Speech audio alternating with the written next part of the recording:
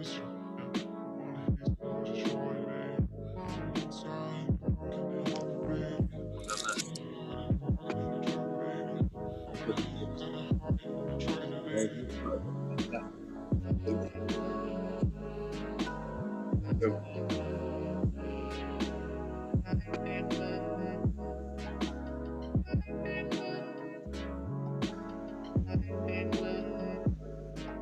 the back right.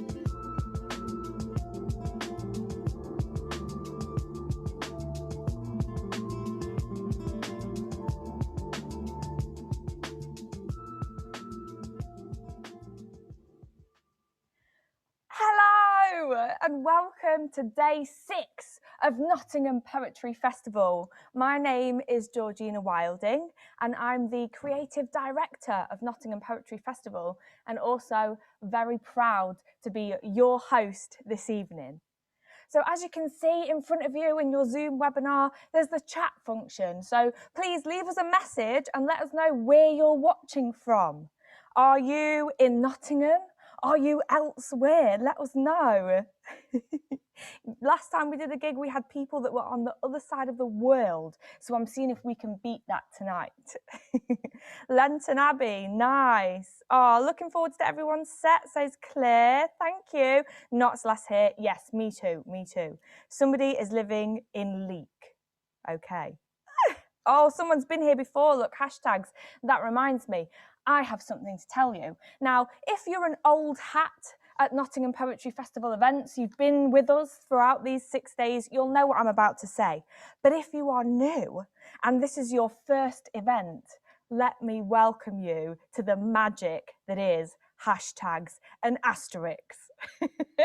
It won't make sense, but it will in a second. So normally I would be able to see you all in front of me. There'd be rows and rows of you and you'd all be clapping and I'd be cheering and it'd be great, but I can't hear you right now. So instead of clapping, what I ask you to do is send hashtags. Put your hashtags together and send some claps in the chat. It's how I know that you're there. It's how I know that you're listening and excited just like I am. Oh my goodness, lots of claps coming in. This is great. Rory, Danny, Matt, hello everyone. Okay, so if you have never been to a poetry event before, you might not know what this means. So I'm going to tell you you can be part of the club then. So when a poet is reading and they say something that moves you, excites you, or maybe you relate to it and you inside you want to go, yeah, and you want to shout and you want to say, that's exactly how I feel. obviously you can't say that because the poet's in the middle of reading and they'll think you're heckling them. So instead, what you do, if the poet has moved you, you click. And you can click as ferociously as you want. You can click with all your fingers. You can really, really go for it. Here, the equivalent of that is sending an asterisk, the star on your keyboard. So I'm going to imagine you all now ferociously pressing the star button, sending all of your clicks in the group chat. And I'm checking, I can see you all down here. Okay, Alex, Bridie, Matt, Siobhan, Claire, Beth, amazing. All right, so, oh my gosh, they're still coming. This is great. Oh, hello, everyone. Hello. All right, so I'm going to give you a rundown of what you can expect for tonight before we get stuck in. So we're a night of two halves. The first half of the evening, we're going to see our support acts. And let me tell you, the applications for support this year were so strong. Tonight, we have Panya Banjoko and Kevin Jackson supporting us, and it's going to be incredible. Once we've heard from them, we're going to have a break, and then you're going to come back and we're going to see Anthony. He'll be reading live. It's going to be so great. So he'll be able to see all of your clicks and hashtags, and you'll be cheering him on and he'll be bouncing off you. It's going to be great. And then after he performs, he's staying with us for an extra half an hour for a Q&A. So while you're watching him read and listening along, think if you have any questions, just pop them in the chat, because now's the time to get your burning questions asked. And quite often, you know, poets are so keen to share what they've learned and all of their knowledge and some tips and tricks for you. So if you're curious, make sure you let us know by posting a question in the chat. Other things to tell you are, as you know, this is a free festival, first time ever, and that's with great thanks to Arts Council England, who have supported us in trying to launch a festival in COVID times. So thank you to Arts Council England. Also thank you to Metronome and Craig for having us here, or having me here anyway, in this beautiful studio. It's great, and I have a beautiful tech team also in my ear telling me what to do, when to do, so that we're all clued up and ready to go. So without further ado, that thing we always say when we're hosting, I am going to read the bio for our first event, and I'm going to try not to get too excited. I want to talk to you about Panya Banjoko. Panya is a poet and a PhD student at Nottingham Trent University with a Vice-Chancellor awarded scholarship, writing a practice-led PhD rooted in Nottingham Black Archive. Her debut collection, Some Things, was published by Burning Eye Books in 2018. Her work is published in numerous anthologies, including award-winning Clever Girls, winner of the Working Class Studies Association's Jake Ryan and Charles Sackery Award for a book about the working class academic experience, and her poem They and Them is featured in Mic Drop, an exhibition by artist Keith Piper at Beaconsfield Gallery, London, the London Film Festival and the International Film Festival, Rotterdam. She has been artist in residence at the International School in Stuttgart and at Jaipur Literature Festival in India, and for the National Trust's 100 Verses at Charlecote Park in Warwickshire. Panya is a multi-award-winning poet, coordinates a Black Writers Network, and is a patron of Nottingham, UNESCO City of Literature, and a dear friend of mine. So please, hashtags together for Panya Banjoko. Hi, my name is Panya Banjoko, and this is my debut performance at the Nottingham Poetry Festival. Really privileged and honoured to be considered as one of the support acts. I'll be reading from my poetry collection, Some Things, and I hope you enjoy this virtual performance during this time of lockdown. The first poem I'm going to kick off with is one called Dream Vision, and it goes like this. Trekking across the country, stopping at a castle, wrestling 3 nights, waking the 4th morning, putting his quarrels into a bag and securing it tight, asking the people wearing masks with beaks how best to breathe, was a peasant.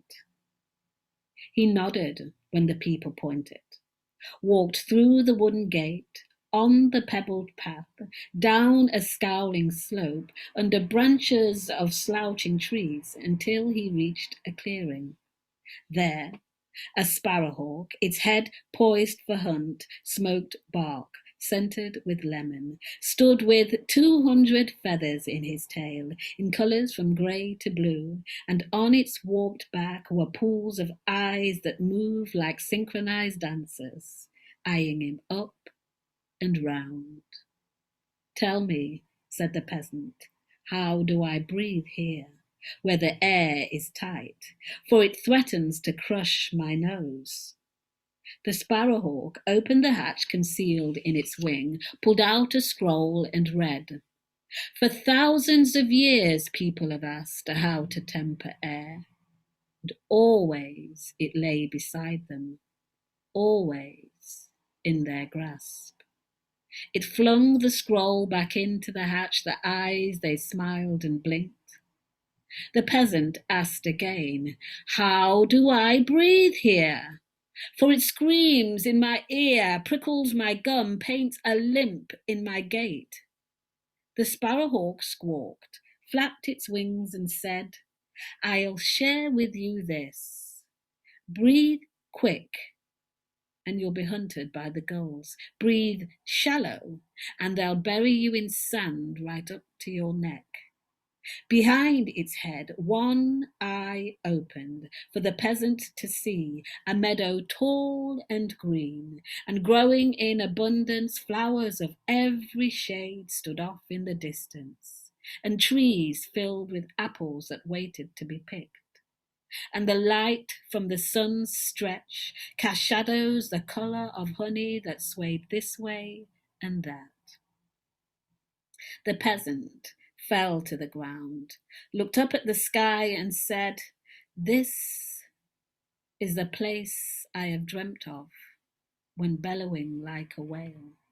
The sparrowhawk lifted one scaly foot, from which 10 rats emerged. They grabbed the bag, gobbled it down with a gulp, and it closed its eyes and said, "Let the rays warm you inside.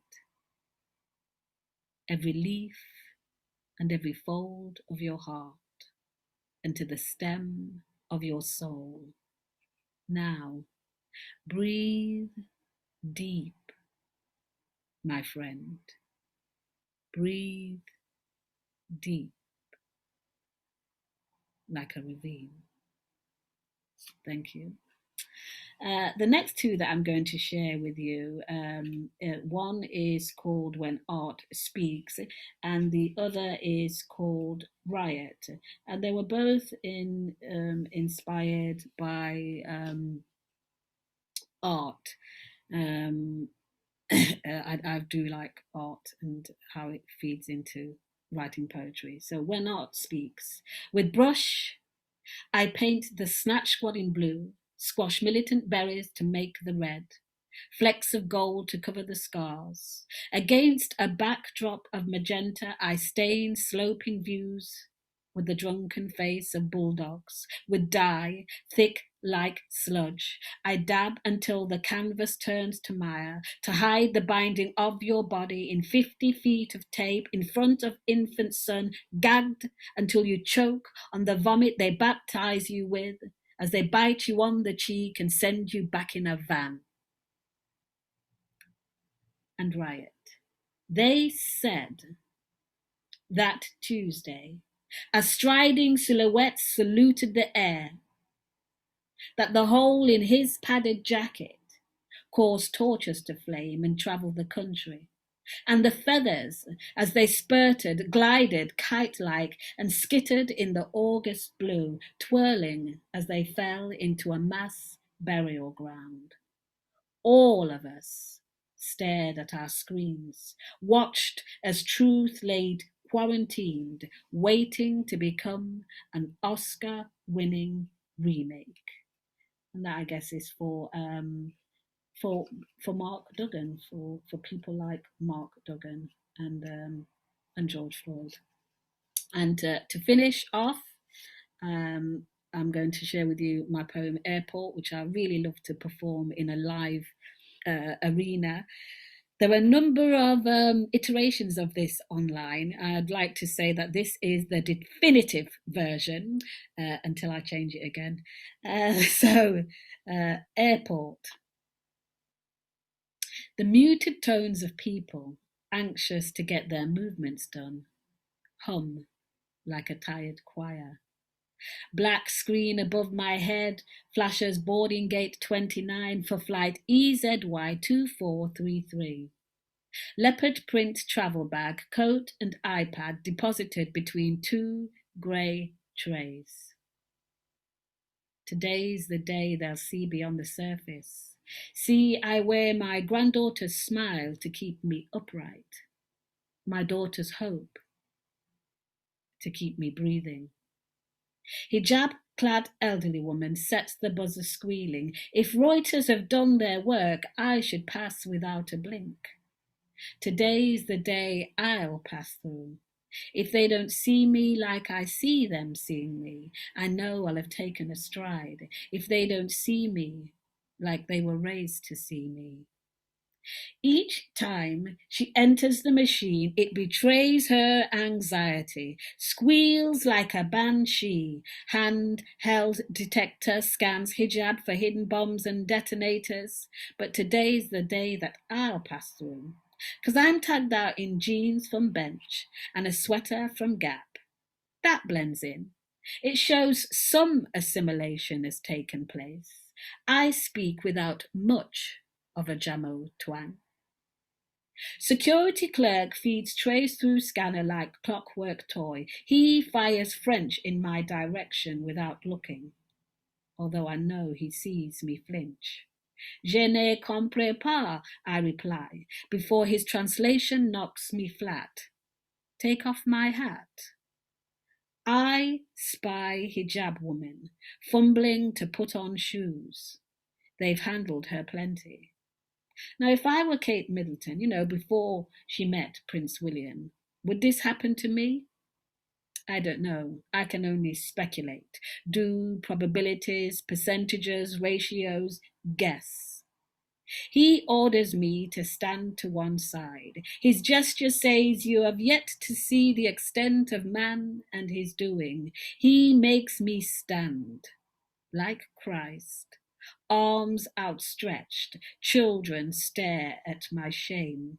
He pats my right leg from thigh to ankle, my left from ankle to thigh, each arm from the pit to the wrist rubbed down. He runs his thumbs around the waists of my jeans and under the rims of my breasts, and then down my spine. And then he squeezes.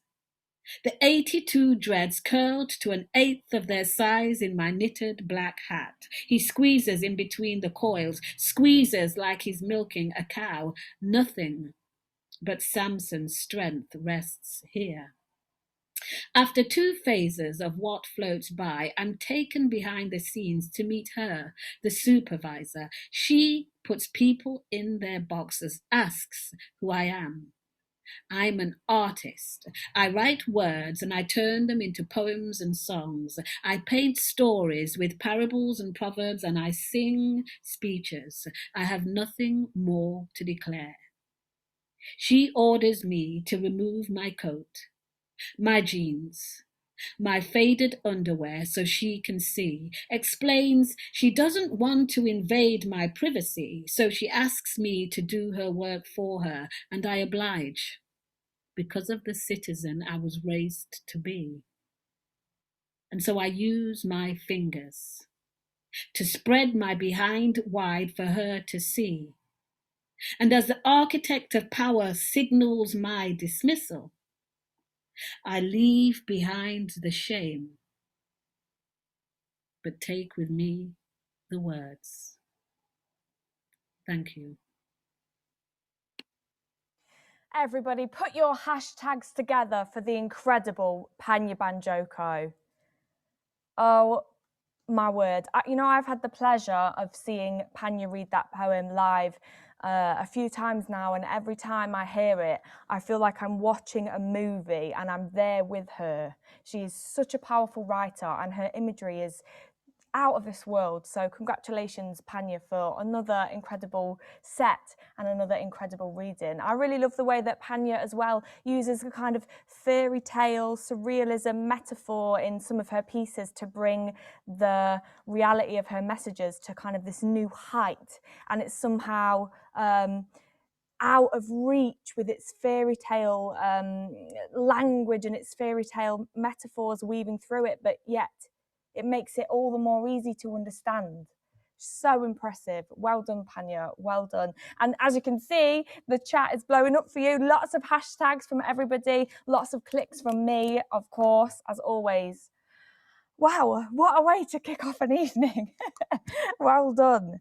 All right, so this night is due to get better and better.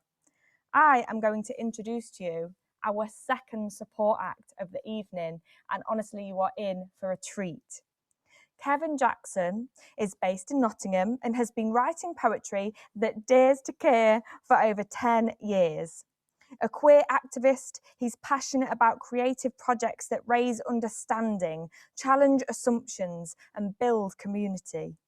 His second book, a collection of poems called Love's Burn, was published in February 2020 by Big White Shed.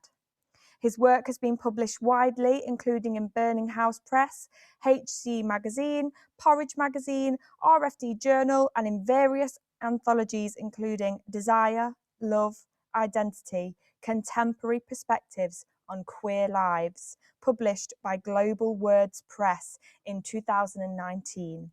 He's a keen performer on the spoken word scene and blogs at facebook.com/Kevin Jackson Poetry. Hashtags together, everyone, for Kevin Jackson. Hi, everyone. Hope you're all well. It is a delight to be performing alongside Panya Banjoko and Anthony Anaxagorou. I hope, Anthony, I've pronounced your name correctly. Thank you to the festival team for the festival and for having me. Thank you. I'm dedicating this set to all those who have been impacted by COVID. That includes myself and my family because my elderly dad died from COVID earlier in the year. For you, Dad. Fields splashed with bluebells and dandelions, and Dad dead. Bed stretched into distant space, and him not in it. A scruffy, woolly cardie guards his smell like an Alsatian. We close the bedroom door so the shadows aren't disturbed. Mum will need that cardie if she's ever to sleep again. Car in the garage, him in it. King of the wheel once more. Empty road ahead. For you, Dad. Away time. We made the bench.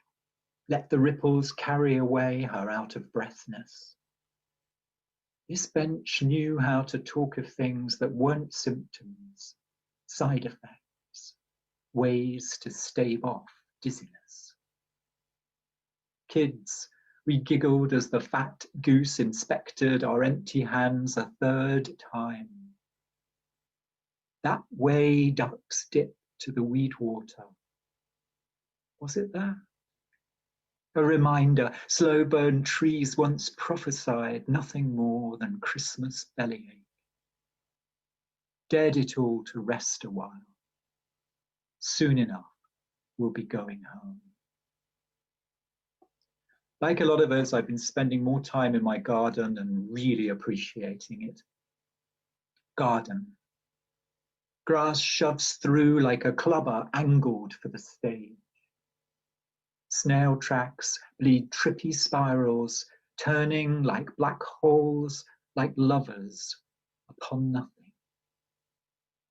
A stalk carries its dead blooms as if over immense seas, steadfast.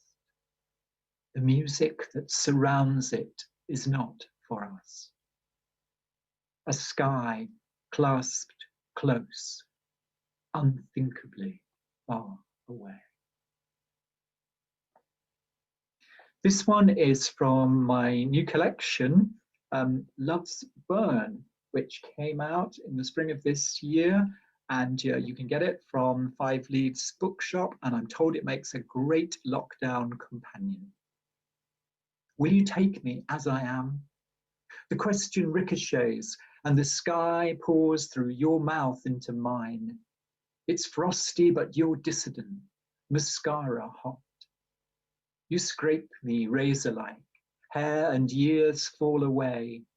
Sneaky cuts grin where you skim. The stars want to have it all. You're showing me a way through, shameless, and I watch as we chase after our tongues.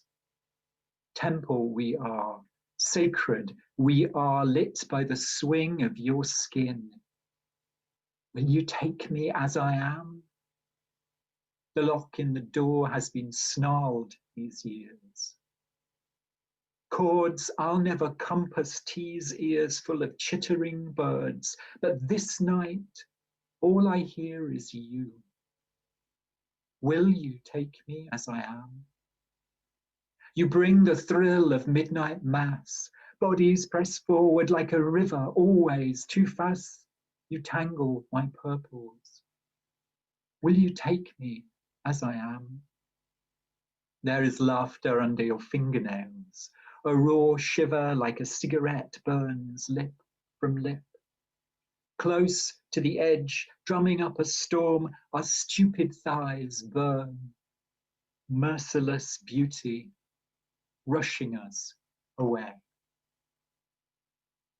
And now a different take on love. Reflections on love. I plan to put up a mirror, watch myself making love. It must be happening somewhere, in some dimension. Or is that string theory? My quantum, like my garden string, is badly knotted. I do know that looking at our particles entangled in that mirror is the closest I'll come to calculating infinity. Strutting prime by prime across the heavens till we reach alabaster and lapis lazuli. What, after all, is love but the potential of darkness to imagine surfing? And a poem inspired by music, by a particular musician. It has a couple of musical terms in it. Appassionato means passionately, fortissimo means with force. Ancestral Rage, after John Ireland's Second Violin Sonata, 1917. Tired again, in the corner of my settee, the world's weary tide walled against me. Where moments before your music churned blood to joy, solid enough to waltz upon. But this surface is treacherous. I'm watching it crack. You throw your face toward me breathless, the melodies of you ferocious. And warriors, we charge forward, burst the dear old bumbling hills, tear away the guns appassionato, rouse up every shell dread dead, friend by friend. Life written fortissimo again on cheek and neck and thigh, crisp and stinging. Tired again, in the corner of my settee, the world's weary tide warm against me. My bones, your music, our body. Life's loves, bloody, raging, glorified. Thank you so much. I leave you with a poem called Now. Who made it so? All of it poured into small lives, one small life betting on another. Don't look down. What shall we talk about? Familiar strangenesses? Moon is leaving us. It is a fact. Sliding away till we shall be left here alone, unshielded to confront the all. Shivers like the harmonics of an owl. What is moon without light? What am I without loving? Beached whale, cold match. Don't look down. I will look down. I must. I liked it so much when your hands woke me in the mornings. You were my mornings, every day made intricate. Then you went, became memory, left me breathing alone, bleeding into myself, like now. And now, in this moment, this indifferent, lucid, dead center moment, grasp freedom with the whale, one spirit, one wave, booming. Bird is air dancing, whale is water dancing, we are dust dancing. Love is the dance, and it still goes on. Thank you so very much. Anywhere you can, keep dancing. Bye for now.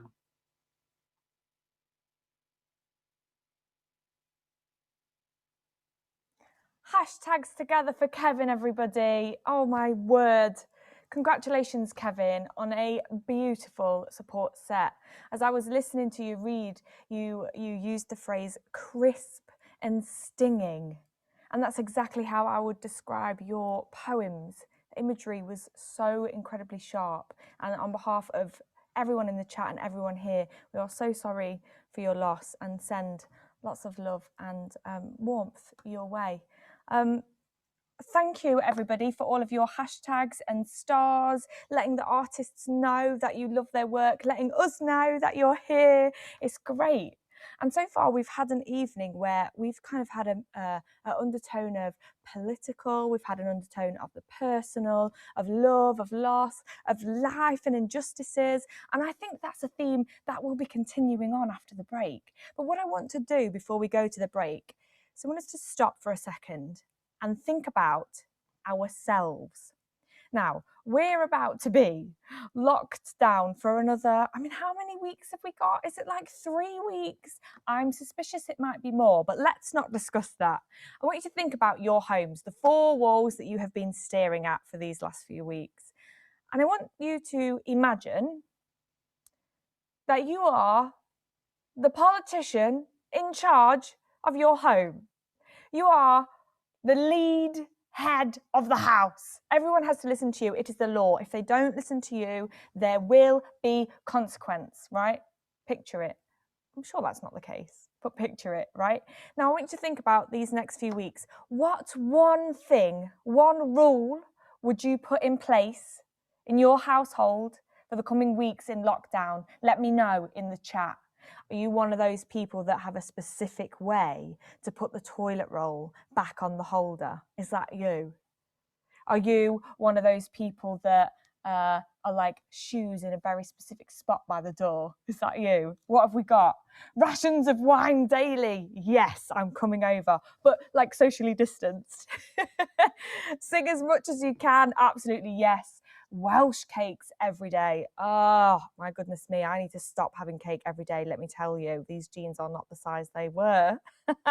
A bowl of sweets and chocolates always full in the living room. Yes. Jigsaws. Okay, I feel you. Pancakes for breakfast. Yes, yes, yes. The compliment a day or a pound's penalty. Okay, we're bringing taxing in. All right, I see who we are in this audience. Great. Stop finishing my favourite snacks. Yeah, and they go too quickly, don't they? This is the problem. I am a sucker for onion rings. You know, the crisps. You know, you get them in the big sheer bags, right? And you stink and your fingers are all orange after eating them. But what can you do? It's lockdown. Everybody's eating. Oh my God, somebody's just brought some onion rings. Send some my way. Don't put empty milk cartons back in the fridge. I have such a milk carton story to tell you, but we definitely don't have time for me to tell you it. Maybe at the end I'll fill you in. Cheesy, what's it? Yes, dip them in sour cream and chive dip. Oh my God, all day. We ate so much bread in a few days. Oh, it's so lovely to hear from you all. And it sounds like we're having a similar experience. Lots of food, lots of wine, laughs and memories. And Kevin mentioned gardening. I've also been getting into gardening. So if that's you as well and you want to share some tips, let me know. So I have some things to tell you about this year's festival. It's our 5th birthday. Did you know that? Happy 5th birthday to us. Our founder, Henry Normal, is actually performing this Friday. So please remember to sign up for Henry's gig and congratulate him on 5 years, because we wouldn't be here if it wasn't for all of his hard work. So thank you to Henry. Also, this year, we have been galvanised by the government's suggestion that poetry be optional in GCSE English from 2021. Now, we know that's because of COVID, but we also know that now is not the time to be making things like poetry, art, optional. We need it. We need it now more than ever. And we need the next generation of writers and thinkers to be coming up, skilled up, ready to go, ready to document what we've been going through now, what they've been going through now. So we have strengthened our education arm of the festival this year and have been running workshops throughout the week. Not only that, but we've been working with our support acts to put together workshops to send into schools, and myself and the other teams at Poetry Festival have been working on 2-hour, I think it works out, 2-hour sessions a day in schools across Nottingham to teach children, year 7 and upwards, what it is to be a poet, how you write, how you find ideas. We've looked at all sorts of different facets of being a poet, all with the theme of rebellion at their stomach, which also suits tonight. So if you haven't taken part in a workshop, you can still do so. We have another one on Thursday, which is tomorrow, with Jack McGowan, who is looking at poetry as alchemy, the extended metaphor, which is making the ordinary extraordinary. Definitely sign up. These workshops are so invaluable, and they are definitely something that I credit as key markers in developing my career. Workshops are the place to be. We've also got a workshop on Friday with Nick McCower, who is looking at writing as a stranger, the Metic experience, and we have a plethora of workshops from Nottingham Can Presents. So check out the website if you haven't already. And one last thing, tomorrow we have an event that I am so excited for. We have a panel discussion, not just any panel discussion, but a panel discussion hosted by John Berkovich, featuring 5 poets who occupy lots of different sectors in the poetry world. We've got lecturers, we've got poets that are laureates, we've got slam poets, we've got published poets, we've even got Panya Banjoko on the panel, who you saw this very evening. And we're going to be discussing why poetry is important, why we need it now more than ever, and why it's not too late to start writing. So please tune into that as well.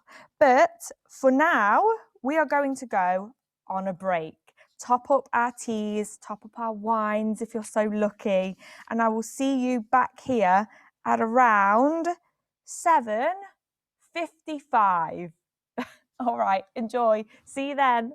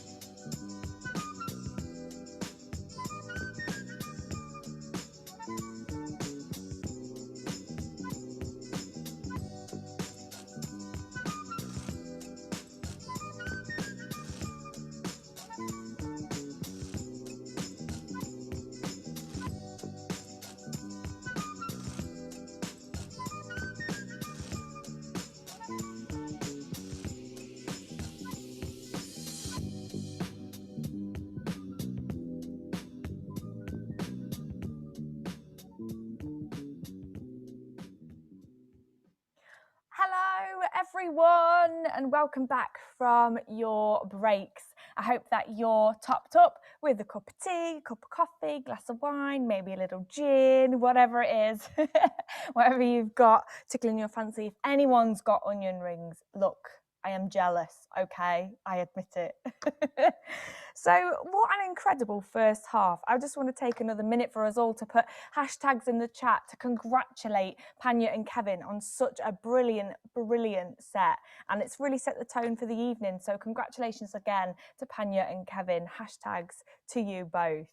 Oh, look at them all coming in. Matt, Emily, Kevin, Beth, thank you. Thank you. Oh, Gail. Yay, Casey. Oh, thank you. Look at me getting a compliment. Oh, my goodness. What a night. What a night. Wednesday ain't so bad after all. Thank you, everyone. So, I know you're not here to listen to me ramble on. You're here for poetry. Now, I'm going to read you the biography of our incredible headliner. Let me just say, he is a wonderful person inside and out. I had the pleasure of meeting him this week, and it was a real joy, and he is always ready to share tips and tricks and knowledge and to help other poets get on the road and get going. And I've attended multiple Anthony workshops, and they are great. So if you see any, you should try and sign up. Okay, so let's hear about Anthony. Anthony Anaxagorou is a British-born Cypriot poet, fiction writer, essayist, publisher, and poetry educator.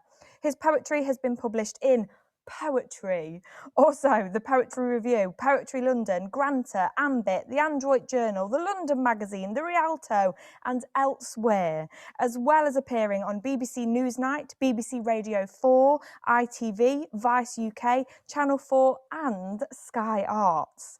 His second collection, After the Formalities, published with Penned in the Margins, is a Poetry Book Society recommendation and was shortlisted for the 2019 T.S Eliot Prize. That's just massive.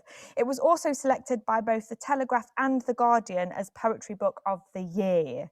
He was awarded the 2019 H100 Award for Writing and Publishing and the 2015 Groucho Maverick Award for his poetry and fiction. And in 2019, he was made an honorary fellow of the University of Roehampton. Anthony is artistic director of Outspoken, a monthly poetry and music night held at London's Southbank Centre, and is a publisher of Outspoken Press. Please, everybody, put your hashtags together and welcome Anthony Anaxagorou to the night. Woo! Thank you very much, Georgina. Thank you. That was great. That was a lovely introduction. Hi, everyone. How you doing? I hope you're okay in this very peculiar time we're having. I've been sitting here listening to the wonderful poets, and I really enjoyed. I made some notes actually. Some of the lines that were being shared. It's great. I really wish we could do this in person, but such is life. Here we are behind our screens. I'm going to read from After the Formalities. I'll read a few poems, and then me and Georgina can have a chat, because poems and a bit of chat is kind of always a nice thing. So just a bit of context for the book. I started writing this in 2016. It was published last year. Halfway through the book, my grandma died, which kind of changed my thinking. My grandma raised me. I spent the first 5 years of my life with her. So there's a lot of kind of elegiac poems in there, looking at kind of loss that weren't intentional. They weren't part of the original ambit of the book. But as a whole, it looks at structures, it looks at power, it looks at history and race and identity. And it's the first time on paper and in poetry that I've wrestled and grappled with questions that I've been asking myself most of my adult life. What does it mean to be a Cypriot? Which is not the same as being Greek or Turkish, or the same as being English, or the same as being white, or the same as being European.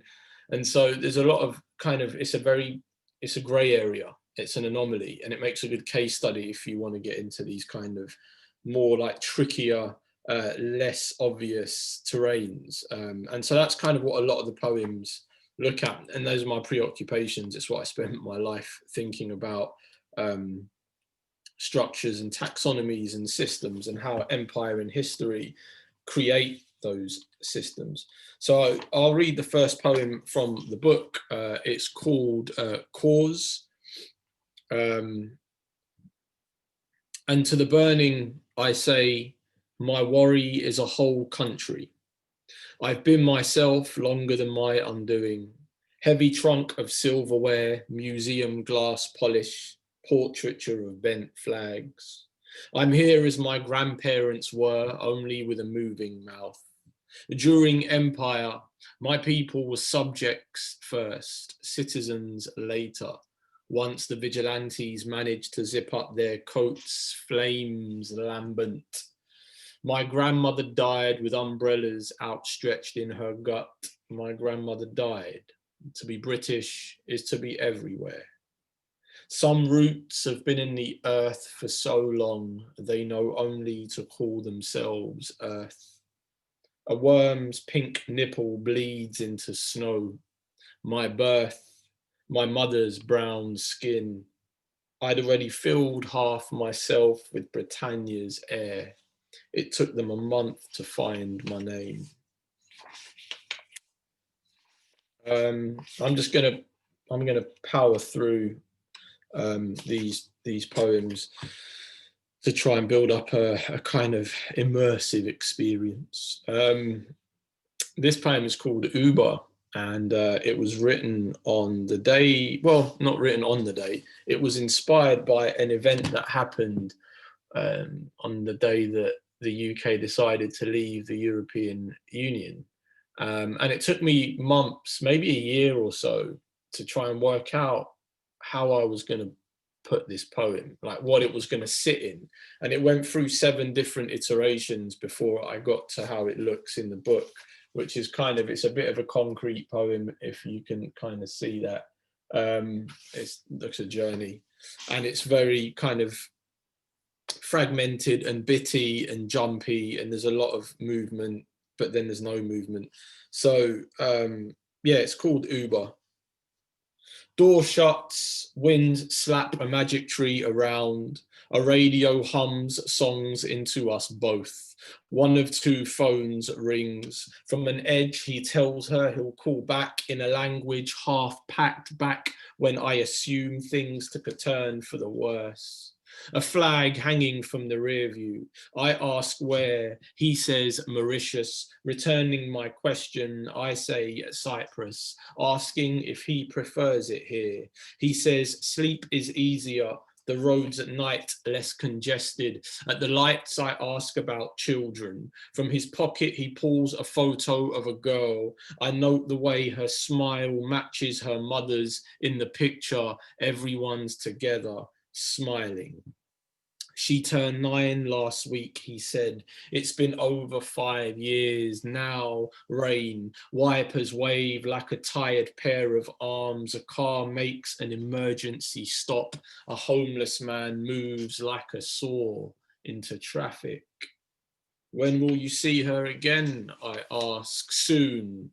Soon. Now traffic builds. The other way would have been quicker, he says. To our right, a van pulls up. 2 men motion to lower windows. In rain, he does, we do. Go home, home, go home, home. Laughing up a storm front, then speeding off.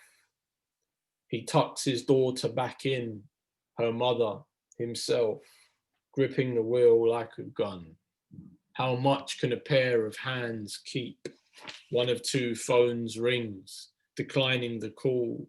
The song on the radio ends. An ad suggests a weekend break to Europe, turning it off, bringing us right into where we were, asking, what about you?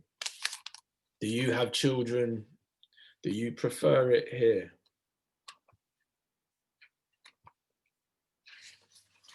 I have a son, and he's 5 now. But when he was younger, he started to ask these questions that I wasn't too sure how to answer. And I spend my life answering questions and thinking new questions. I sit at this desk with this very exciting wall, and spend my life here. And one of the questions he asked me when he was around 3.5 is, are you going to be my dad forever? And I didn't, and there's a few poems in this book that, you know, that take that question on board. I'm not going to be his dad forever. And so this is a poem that looks at mortality, or through the lens of a child, of a toddler. Things already lost. A dead rat could be a dead lung, except nobody wants to touch a dead rat without gloves. At the end of the funeral, my son asks, when will she climb out of the box? He learnt to say pigeon by asking what the flattened thing was in the driveway. Each morning for a week, he'd run to the window, waving at its disintegrating wings. Like this, he learnt the perils of grapes, to grip banisters and stand still for sunblock. In the park, he insists we race, and like any good father, I make my body age. He leaps, claiming victory. I feign a sadness, offering his rapture a little more time. He wants to keep a leaf for a pet. I want to warn him about getting attached to things already lost. In the bath, he needs to know where water ends when it disappears along with the dirt. At the table, he folds a napkin into a frail boat, pushes it along an edge. We watch a snail work the earth. He asks if the trail is a thing it makes or it leaves. Ladybird blood is a firm yellow, containing only signal released when danger's close. He balances a blueberry on a spoon, reaching for my hand before crossing. When a motorcyclist is down, most of us will stand, one of us kneels, nobody's sure where to touch.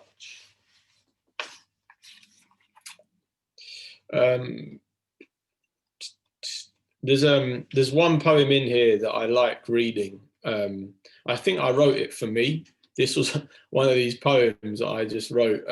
I just wrote from my good self, and it's called what's it called? Oh yes, Once I Had an Acceptance Speech. And it basically, I just get into my little existential head, and I think of the pressures. The social pressures, social expectations, consumerism, capitalism, and I just run. This is called Once I Had an Acceptance Speech. Driving too close to the curb, admit to being poor, stash pumpkin seeds for my kid, hustle the Christian way. Starch my shirt collars, value a strong smudge, give pigeons saintly names, cream both my feet, recycle, sign off emails with warm regards, double tap hashtag vegan, heart statuses which start with I'm delighted to announce mornings. I struggle to decide what mood to wear. Evenings, I lie beside my aftershaves, imagining the sea.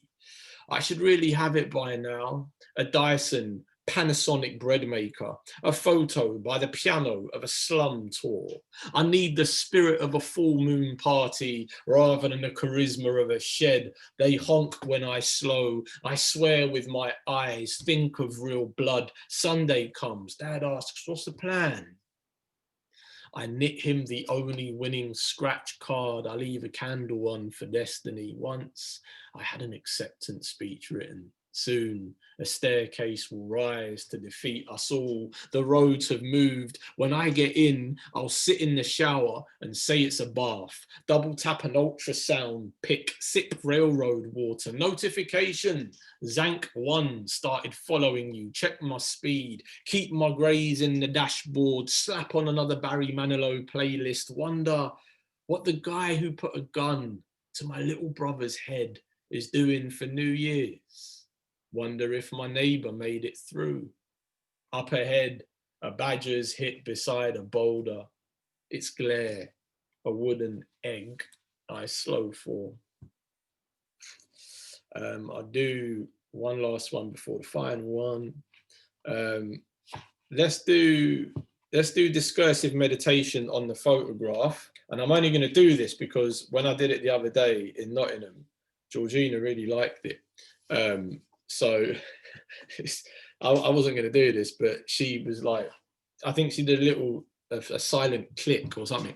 So yeah, this is a discursive meditation on the proverbial photograph.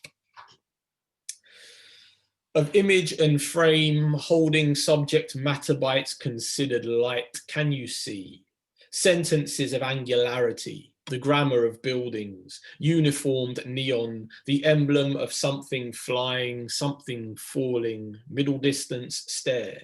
The popinjay moves to occupy more corners, dinky libertine. The sky grows from out your shoulders, garlanded by the matted hair of poverty. Set the coffee on the table, roadkill aesthete, rushing to buy a footprint in sand. What is more necessary?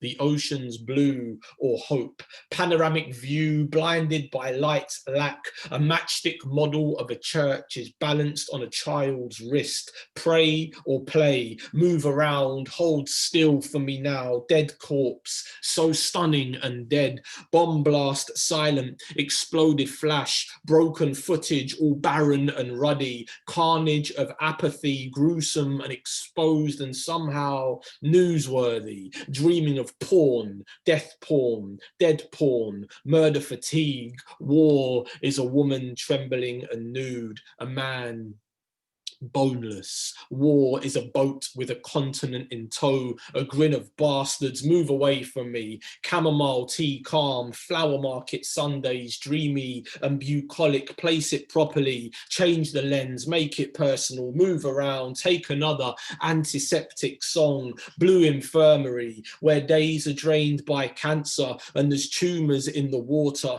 The nurse's steady lift onto the bed is in memory of closed mortuaries and those further afield. Hold my hand before I die and I love you. Hold my hand as I am born and I love you. A life spent asking for help, asking for love. Do you love me? Do I look good in this body, in this red or this green? Every colour is alone. Try taking it from over there. Airbrush the moon's stretch marks. Ask the river to pout. Ask the sea to smile. How many sunsets do we bury in ourselves before we die? And still, my sadness can be nothing but human, flummoxed and looking to forget. Can you see? Can you feel the breath of each brick in this city? We are born to a siren and the wail of each other. I'll drink to that and I'll pray. With dog shit on my shoe and a bladder full of piss, can you see? Everyone gather round my worst side, asymmetric as rock. This is a honeymoon calling for a rescue boat, a penny balancing on a baby's heart. This is me wanting to look like I've been painted by someone other than myself. Give me direction. Show me God. Keep me still, push me down, wash my thoughts before you shoot. Everything is looking for release. Say you look tired. Talk to me about love, the people you remember. Say something different, something strange. Talk to me about funerals, the men who stand apart from their wives. Ask me to look up. Say, there you are. Can you see? And last one I'll do is the title poem, and then we shall have a chin wag. Cheers everyone, by the way. I've had a couple of these, so it's been that kind of day. Cheeky little wiping. So this is After the Formalities. This poem it's quite long, it's 6.5 minutes, sorry about that. And it spans it looks at history, it looks at race, and what I've done is every 100 years race took on a different kind of meaning. And so I've kind of used that as a springboard to explore my own family's history of migration. Thank you very much for listening. All these hashtags are wonderful. I don't know what they mean, they look great. It's like a net, it's like a web that you get caught in just looking at them. It's very interesting. This is After the Formalities. In 1481, the word race first appears in Jacques Debrez's poem The Hunt. Debrez uses the word to distinguish between different groups of dogs. In that hard year, grandparents arrived on a boat with a wall behind them and a set of dog leads, bullet holes in the sofa, burst pillows, split rabbits, passports bound in fresh newspapers, bomber planes, a dissenting priest, a money bag sucking worry. On the boat, Grandmother anticipated England's winters with the others. Slick snow on gold streets. Grandfather grieved 2 dogs he left. Pedigrees. Blue bottles decaying at the base of their bowls. The dogs of England were different. The water, though, fine to drink. In 1606, French diplomat Jean Nicot added the word race to the dictionary to denote distinctions between different groups of people. Nicotine is named after him. In London, grandparents lived with only a radio, a lamp favouring the wall's best side, Byzantine icons placed on paraffin heaters, arguing through whispers, not wanting to expose tongues, stories circulating, what neighbours do if they catch you saying, I'm afraid, in a language that sounds like charred furniture being dragged across a copper floor. Grandfather always blew smoke out the lip of his window. So too did his neighbour. Colourless plumes merging, how it's impossible to discern the brand of cigarette a single pile of ash derives from. In his 1684 essay, A New Division of the Earth, French physician Francois Bernier became the first popular classifier to separate humans into races using phenotypic characteristics. Mother's skin is the colour of vacations, her hair barefoot black, an island's only one way. Reports of racist attacks. Father turns up the volume, turns us down, chews his pork, stings the taste with beer, tells mother to pass the pepper. There is never a please. He asks if she remembers the attack. The hospital, his nose, a Coca-Cola bottle picked from his skull. Yes, she mutters, the chase, dirty bitch, how will make you white, Aphrodite hard, dirty dog, trembling with the street light, please God, not tonight, the kids.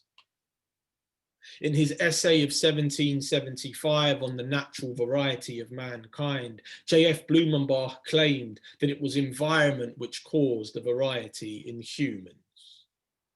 In the bathroom mirror, I spat blood from my mouth, quaver breath, suburban. My brother, desperate to piss, pulled the door open, asking what happened. I tried to fight and lost.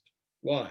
Because the island we come from is larger than this, is smaller than this. Their names are shorter, pronounceable, so they exist. Even after their noses break, they still don't hook like ours. Their sun is only half peeled. He lifted his top to show me 2 bruises, to remind me of something, how history found its own way of surviving, a dark wash mixed with the whites, spinning round and around. In the bathroom mirror, my brother spat blood from his mouth, Suvla breath, and home, me, desperate to piss, pulling the door open, asking what happened. He tried to fight and lost. Why? Because the island we come from is larger than this. Here, we chew up too much of their language, leave behind an alphabet of bones. We will never exist in their love songs. How many bruises does it take to make a single body? I left him. Surviving history, a dark wash mixed with the whites, spinning round and around. In 1859, British naturalist Charles Darwin wrote, on the origin of species by means of natural selection or the preservation of favoured races in the struggle for life. If the house phone rings after midnight, someone you know is dying, breathing in 10 black moons under a siren or belfry. From the wound in my uncle's back leaked the first atlas, blood escaping him like a phantom, bolting over the spiked gates of heaven, the knife half still, half drunk, the motive skin or prayer. We went to visit. In the window's condensation, his daughter wrote, Daddy, don't die, on the water of her breath. That evening, my father came home, one hand trumpet, the other reef, all his fists the law. In his seminal book of 1911, Heredity in Relation to Eugenics, eugenicist Charles Davenport wrote, "Two imbecile parents, whether related or not, have only imbecile offspring. She had the same colour hair as Jesus. Most boys smile after. When we were done, I moved the blonde streak from my arm, wondering how much of my body was still mine. I smelt of rain on an old umbrella. My fingers a burnt factory. She asked if she was my first, and when I said yes, she smiled, pulling the covers up, whispering not to get too comfortable, how her father would be back. The bed, a wet flag, the duvet breaking news. On the shelf, a gollywog above her family portrait, poised like a saint. The Bengal famine of 1943 killed 4 million people. Churchill ordered food to be sent directly to British soldiers in Europe.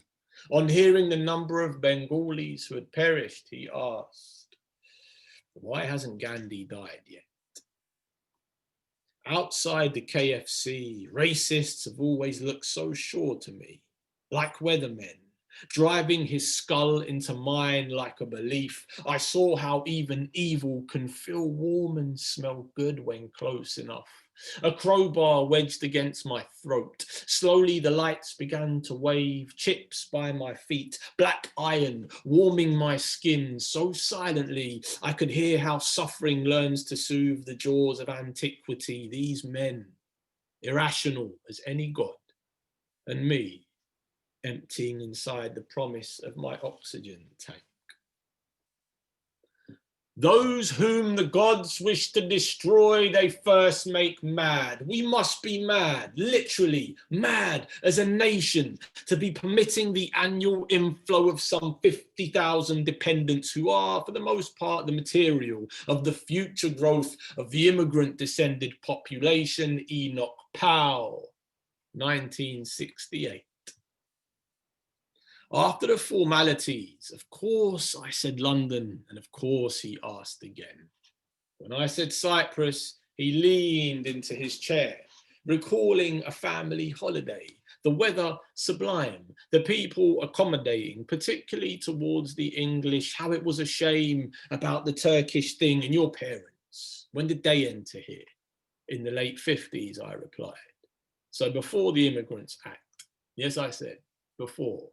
Well, good for them, he said, putting a lid on his pen, closing his pad, asking me to talk a bit more about my previous roles. In 2001, philosopher Robert Berlusconi wrote, "The construct of race was a way for white people to define those who they regarded as other. In those days, I was required to fill out forms with multiple boxes. Some I left blank. My father would notice my omission. Filling in the white option with his black biro, I crossed it out, telling him I'm going with other. My mother, wearing the same sad skin as before, said, 'We are not white.' The look he gave her was, snatching the form from me, the same X dominating so much white. Let me tell you, nobody in their right mind need make themselves such an obvious target," he affirmed.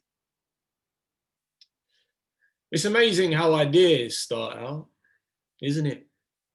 Nigel Farage, 2016. My grandmother will die somewhere in her skeleton, white sheeted, iodoform thick, her mouth all beetle. My family will gather round her body, all fig. My mother will look for coins, despite there being nothing for money to save. Another lady, dying the same, will goad our kind. Through thick tubes she'll scorn, her voice of blue bottles, hot wings, your rule dogs, foreigners and dirty, outnumber us even in dying. The nurse will apologize for the whole of history, drawing the curtain. Mud is always the last thing to be thrown, a prayer reaching for the pride of an olive, like a hint to hold. Thank you very much. Woo! And that's how you do a headline gig. Hashtags together, everybody, for Anthony. That was incredible. And nobody's ever read me a poem before. Nobody specifically said, I know you like this, I'm reading it. So thank you. That was such a treat. Look at this piece of paper. As you were, I don't know if you're going to be able to see it, but as you were reading, I was scribbling down line after line after line of things that you said that made me excited. I'm going to read some of them. A worm's pink nipple, struggle to decide what mood to wear. You lie beside your aftershave and imagine the sea.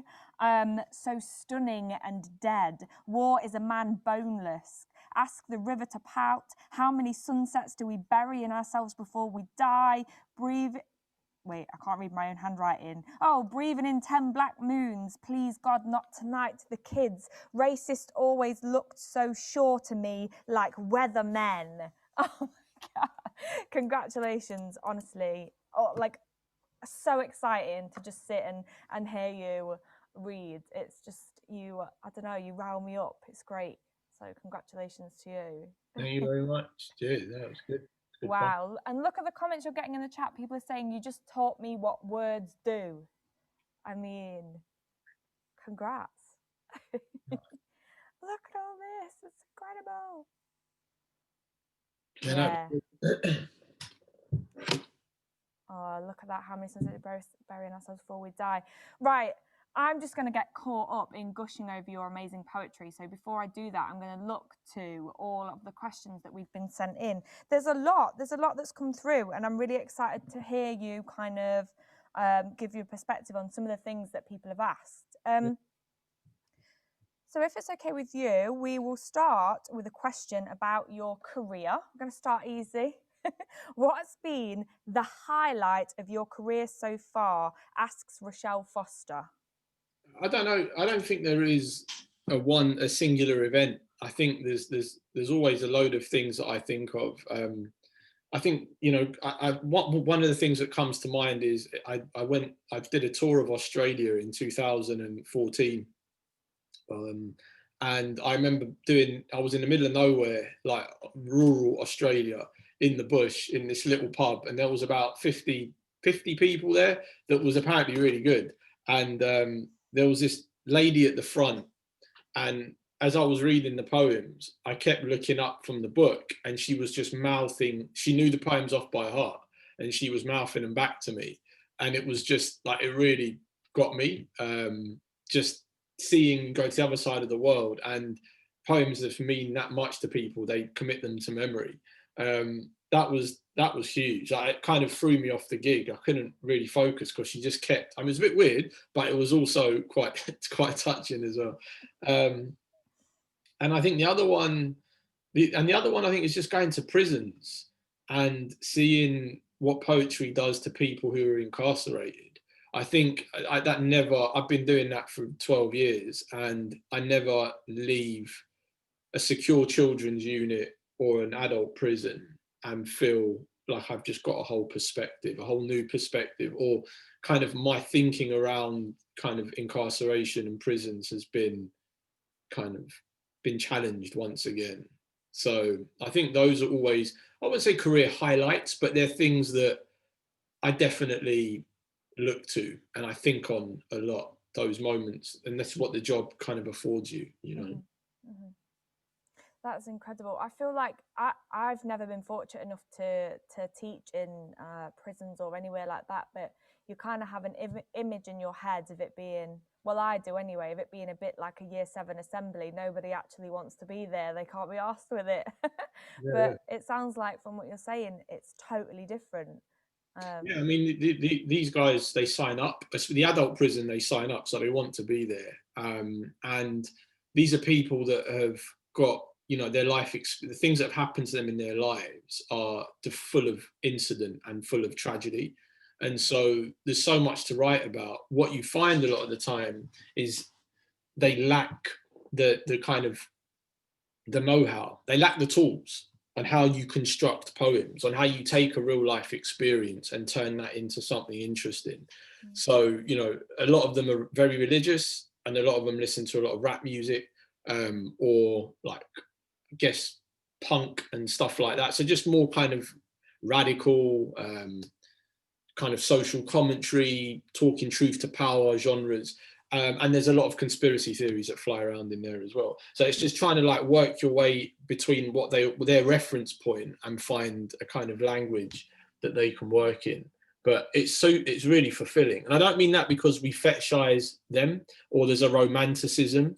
It's just going in and seeing people who are the most powerless people in the state, essentially, and kind of giving them a pen and a paper and a way of thinking about why they're here and what they can do going forward is really empowering for me anyway. Yeah, it sounds amazing. Giving them the pen and the paper is giving them the power. I love that. I love that so much. So next question, let's fire through. We've got Hayley Francis, and she's asking, can you identify the point where you went from emerging poets to professional? And if so, what advice would you give to emerging poets? It's a tricky one. Yeah, I don't think you ever get. I still see myself as emerging. I don't think you're not a professional. For me, how I qualify a professional writer is if you're paying your bills from this stuff. Like, you know, you write, you read, and you teach, and that pays your life. That for me, that's the only way that I can categorize what a professional writer does. But you don't have to be doing that to be a writer. Like that you get up in the morning and you put some ideas down, you're a writer. Whether you make a living out of it or whether you use it to sustain you is irrelevant. The fact that you get up and you commit pen to paper, that's it. That's what writers do. So I kind of feel that I'm still emerging. There's still things that I want to do. There's still ideas that I want to play with. And I'll never be in my mind successful. I don't think you can be, to be honest. I think the moment you start thinking you're successful is the moment you stop writing. I think Jimi Hendrix has a beautiful line where he says, compliments make us lazy. And I kind of feel it's that, you know, like you need to stay restless. You need to feel constantly pushing and prodding new ideas. And the moment you feel you've achieved something, that slows down. So for me, I constantly have a dissatisfaction. I'm not happy. Even in this book, the book's done good things, but there's things in it that I would change tomorrow if I could. So but that's what you use. That's what you carry with you into the next work. Is that something that you feel is just commonplace as a writer? When you go into publication, you're always going to look at it and find something that you want to change. Because so many people say to people who haven't been published, don't rush into publication. Like, take your time. You want to get it right, but inevitably there's always something you want to change, right? For sure, and the writer knows where the faults are in the book. You know, you publish a book, you know where the faults are, you know what could be developed, and you take that with you into the next thing. It's not for the reader to work around. So I kind of feel that you use those as stepping stones. You use the shortcomings of a book that only you will know about. It's literally just the intricacies, things that aren't working as hard as what you want them to work.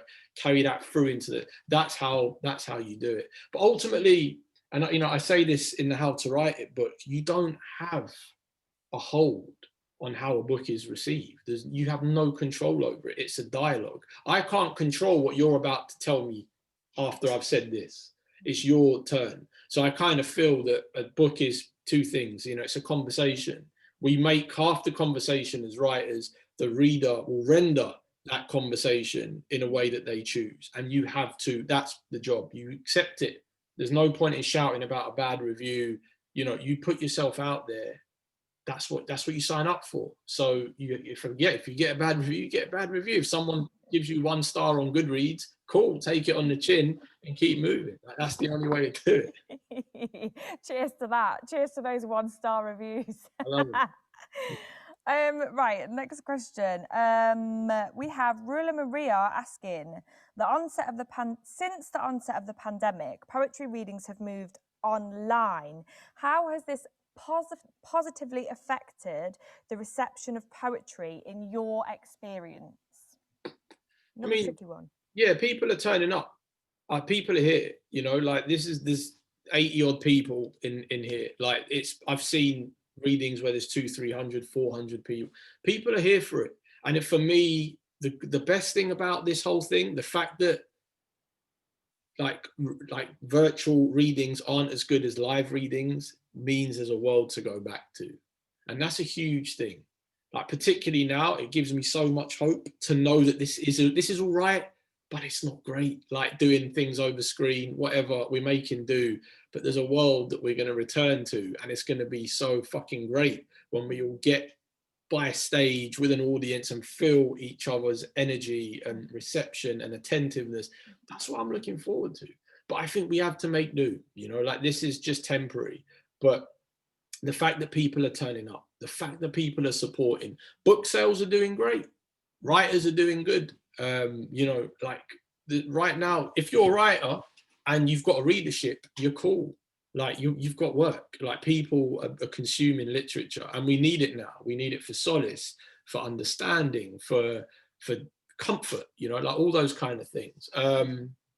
So I feel that, yeah, like I'm happy with the way that things are, and obviously it's not ideal, but it could be worse. You could be dying or be dead. So I kind of feel that, you know, we're at that point where it's just temporary. Yeah, I feel you when you say that we need it now. Like when we were planning this festival and we found out we'd have to take it online, we were so nervous about, you know, what the numbers might be and what that might look like. And seeing, like you say, tonight, there's over 80 people here. It just goes to show that, you know, the appetite is there, and regardless of what's going on, people want it.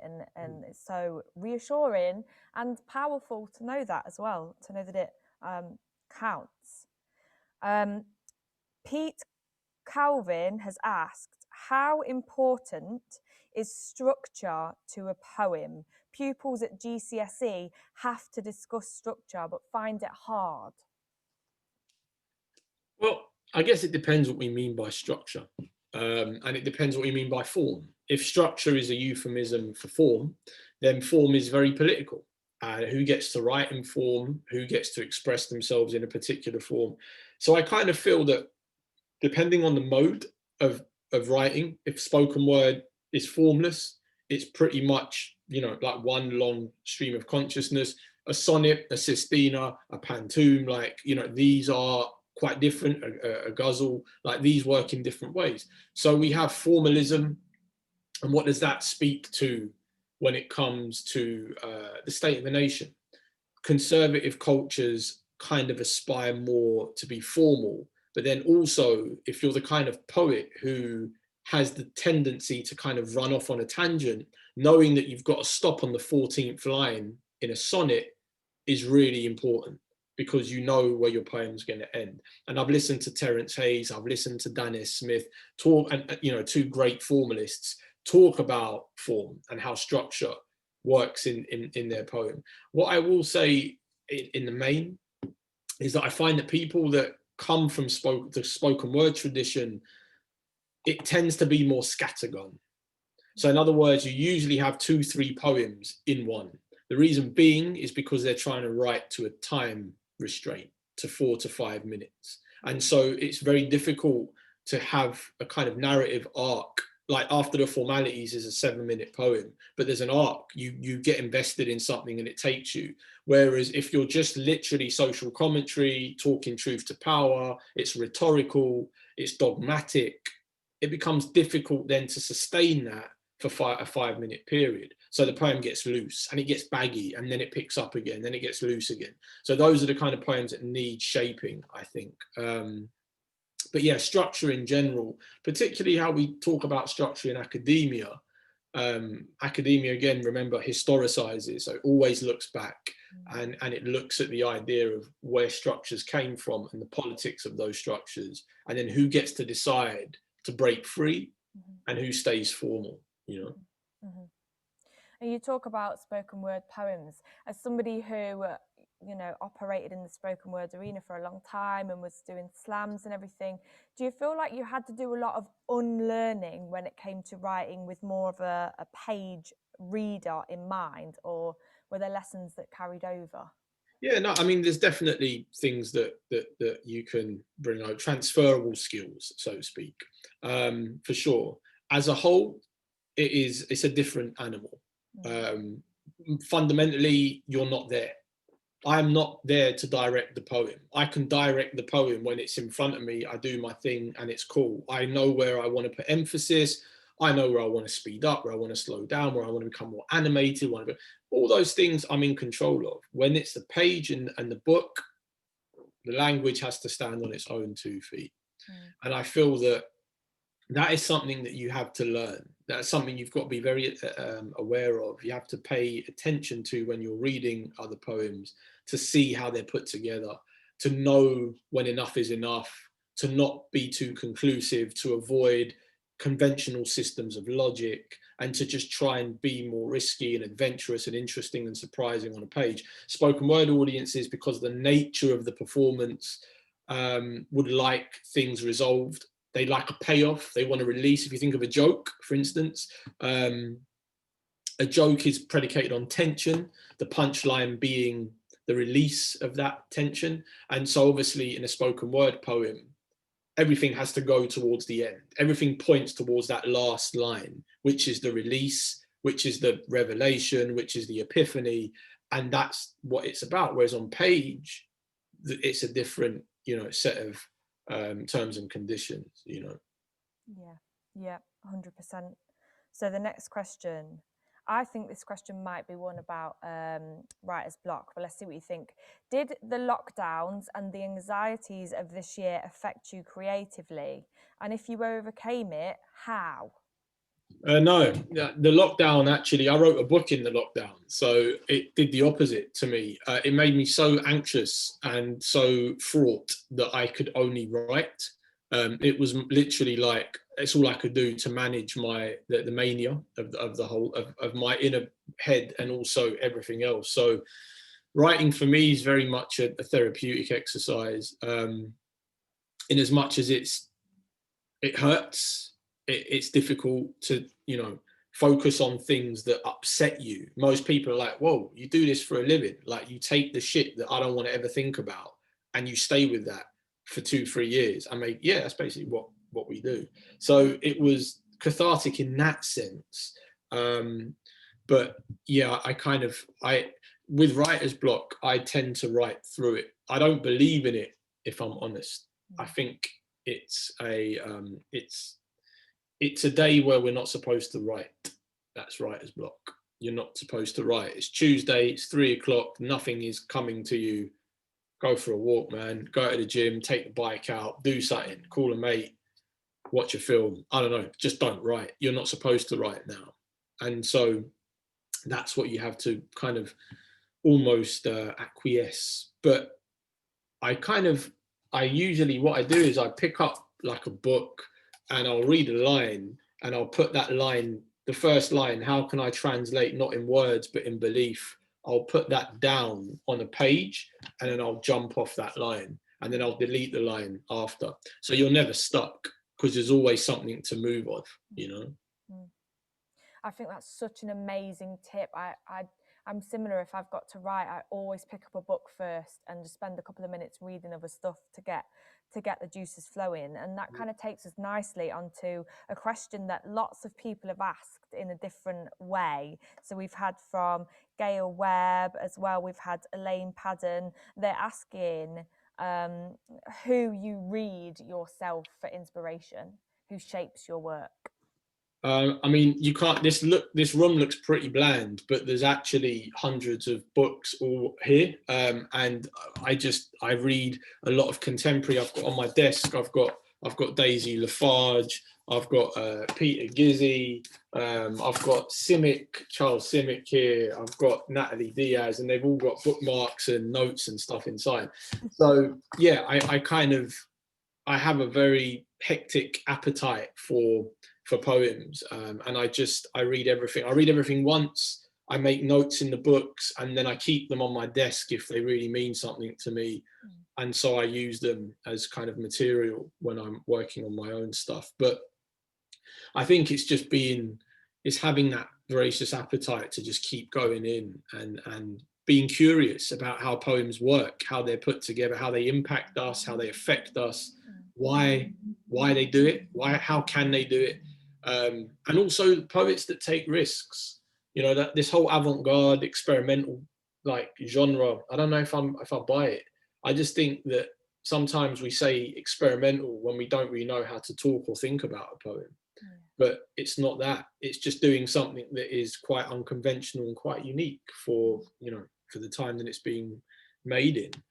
So yeah, that's kind of what I do, to be honest. I pull from all different areas.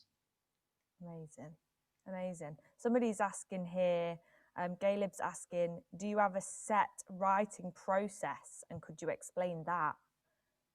Do I have a set writing process? Yeah, I have to make sure that I'm not doing anything that day. I.e., like I've got 5-6 hours to myself, and I usually begin with half an hour to 15 minutes of reading. So I have a book that I'm reading at the moment. I read that, but I also have, if it's here, yeah, I have this notebook, and throughout the week, I make my notes in here.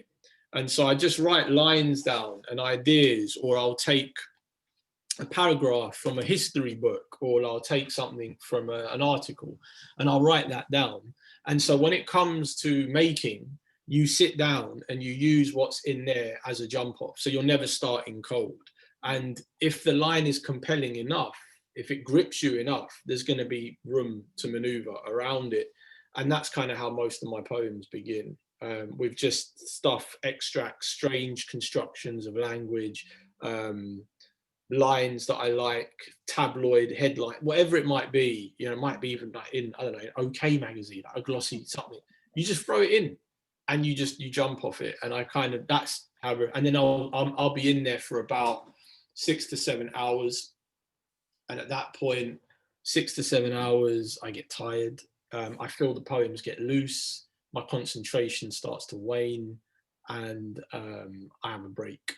And I usually come back to the poem the next day, and I'll keep chipping away. But once you see a pattern, once you see the shape of where the poem wants to go, what it wants to say, what it's working around, then it's fun, because then it's just knocking things around. And I can be knocking poems around for weeks, literally like weeks.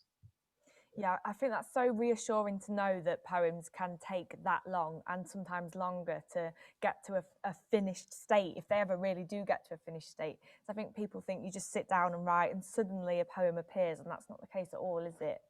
I mean, I don't think there's such a thing as the kind of 10-second poem. I don't really know anyone.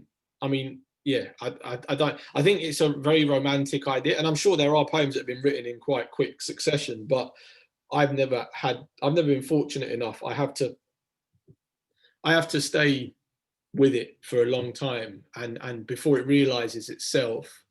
And you have to relinquish power when it comes to poetry. You've got to accept that you're not in control. You might have an idea, but your poem wants to do something else. Yeah. And that's it. You've got to go with it. Like, it's literally that. And I think part of being a good poet is knowing, you know, how to follow. Yeah, definitely. 100%. So, Anthony, I don't know if you've managed to keep your eye on the chat, but lots of people have been sending compliments your way, saying thank you for all the tips and that it's been so useful. Let me have a look. All I'm seeing is you here. So, well, people have been sending great words your way. Oh, there it is. Yeah, I closed the chat box when I was doing the reading because it was getting intense. So, but yeah, okay, cool. Yeah, this is good. So it's working. So people are good. Yeah, people have been cheering you along the whole way. You were doing so great. You got loads of clicks, loads of claps. So, as well, I just want to quickly mention, before we let you go to kind of get ready for the book signing, a few people have asked what the book signing is and how they can join.